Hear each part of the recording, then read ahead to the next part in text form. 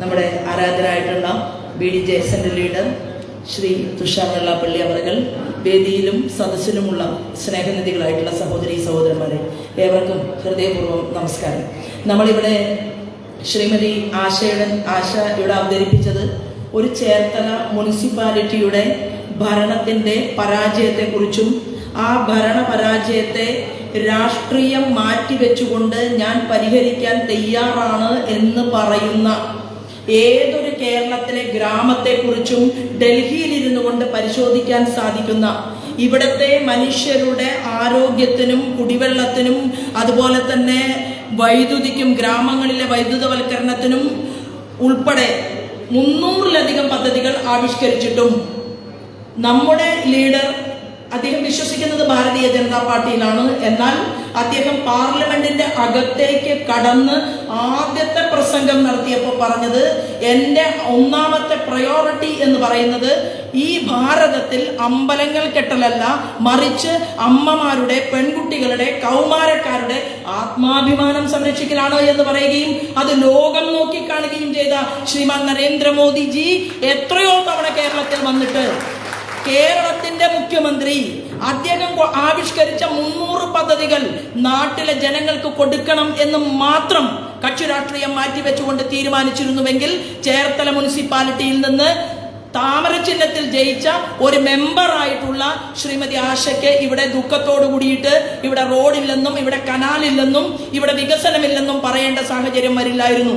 അമൃത് നഗര പദ്ധതി പ്രഖ്യാപിച്ചിട്ടും കേരളത്തിലെ ശുദ്ധീകരണം നടന്നില്ലെങ്കിൽ അമൃത നഗര പദ്ധതി എന്ന് പറഞ്ഞാൽ എന്താണ്?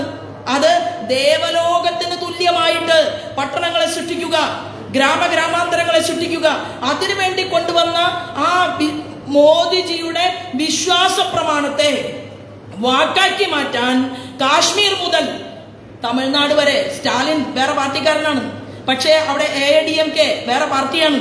എന്നാൽ തമിഴ്നാട്ടുകാരൻ ചിന്തിക്കുകയാണ് എന്താണ് നരേന്ദ്രമോദിയുടെ കയ്യിൽ നിന്ന് വാങ്ങിക്കൊണ്ടുവരാൻ സാധിക്കുക. അവിടെ രാഷ്ട്രീയം മാറ്റിവെച്ചു അല്ലെ, അവർ ഒരുമിച്ച് ചേർന്നുകൊണ്ട് അവരുടെ നാട്ടിലേക്ക് ഫണ്ട് കൊണ്ടുവന്ന് വികസന പ്രവർത്തനങ്ങൾ നടത്തുമ്പോൾ കേരളത്തിന്റെ മുഖ്യമന്ത്രി പോട്ടെ, പ്രതിപക്ഷ ലീഡറുടെ ചിന്ത എന്താണ്?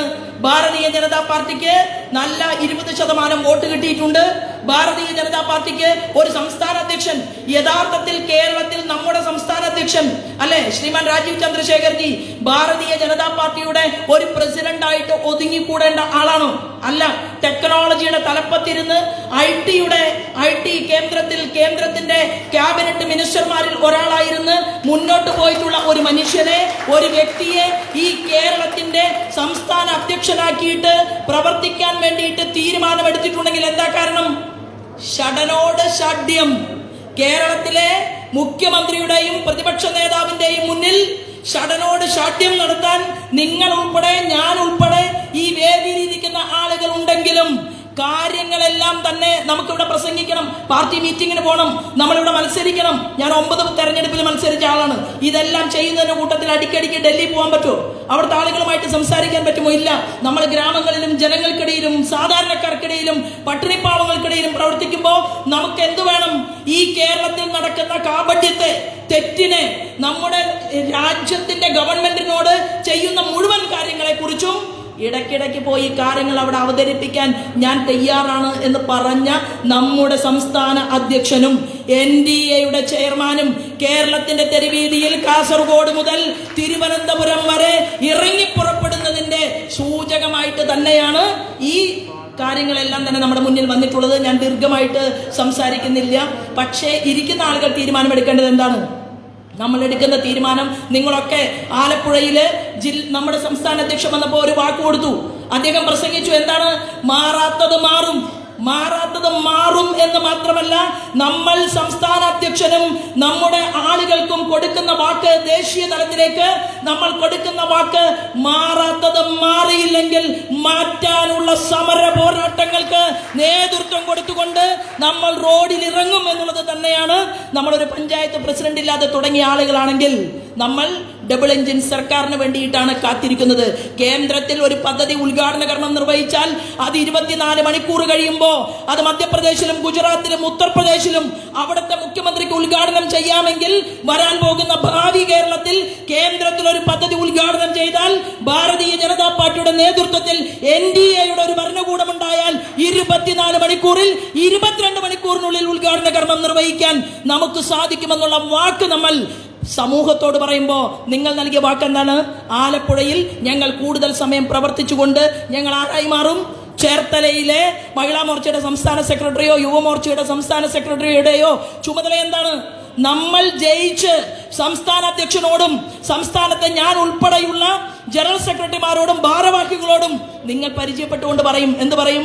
ഞാൻ വെറും ആശാ മുകേഷ് മഹിളാ മോർച്ചയുടെ സംസ്ഥാന സെക്രട്ടറി എന്നല്ല, ഞാൻ ഇന്ന വാർഡിൽ നിന്ന് ജയിച്ച് ജനപ്രതിനിധിയായിട്ട് ഇതാ വന്നിട്ടുണ്ട് എന്ന് പറഞ്ഞ് തിരുവനന്തപുരത്തേക്ക് നടന്നു വരുമ്പോൾ ഒരു പൊൻ താമര സമ്മാനമായിട്ട് സംസ്ഥാന അധ്യക്ഷന്റെ കൈകളിൽ നിന്ന് വാങ്ങണം. അതിന് ഓരോ നിമിഷവും പ്രവർത്തനത്തിന്റെ കർമ്മമണ്ഡലത്തിൽ ഇറങ്ങാൻ നിങ്ങൾ ഓരോരുത്തരും കൂടുതൽ തയ്യാറെടുപ്പ് നടത്തുന്ന ഈ വേളയിൽ സമയം കളയാതെ അതിന്റെ പ്രവർത്തനത്തിന് ചുക്കാൻ പിടിക്കുക.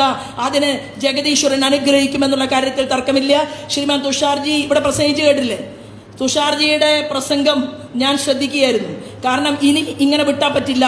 ഭാരതീയ ജനതാ പാർട്ടിയുടെ പല യോഗങ്ങളുടെ പരിസരത്തും ഒരു യോഗം നമ്മൾ വെച്ച് കഴിഞ്ഞാൽ BDJSന്റെ ഒരു പൊതുപരിപാടി വെച്ച് തുഷാർജിയെ ക്ഷണിച്ച് മണിക്കൂറുകൾ നമുക്ക് കേരളത്തിൽ എന്റെയും നിങ്ങളുടെയും അമ്മമാർക്കിടയിൽ പ്രസംഗിപ്പിക്കാൻ സാധിച്ചാൽ ഇവിടെ ഡബിൾ എഞ്ചിൻ സർക്കാർ ഉണ്ടാകുമെന്നുള്ള കാര്യത്തിൽ ഒരു തർക്കവും വേണ്ട എന്നുള്ളതാണ് അതിന്റെ.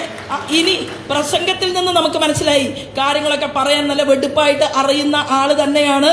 പക്ഷേ അങ്ങനെ മൈക്കിന്റെ മുന്നിലേക്ക് വരില്ല, ഇനി വരുത്തും എന്നുള്ള ഒരു പ്രതിജ്ഞ കൂടി എടുത്തുകൊണ്ട് നമ്മുടെ NDAക്ക് പരിപൂർണമായിട്ടുള്ള ഒരു വിജയം നമ്മുടെ ഈ ജില്ലയിൽ ഉണ്ടാകട്ടെ എന്നും അതിന് ജഗദീശൻ അനുഗ്രഹിക്കട്ടെ എന്നും പ്രാർത്ഥിച്ചുകൊണ്ട് നിങ്ങൾക്ക് എല്ലാവർക്കും നന്ദി, നമസ്കാരം. വന്ദേ മാതരം.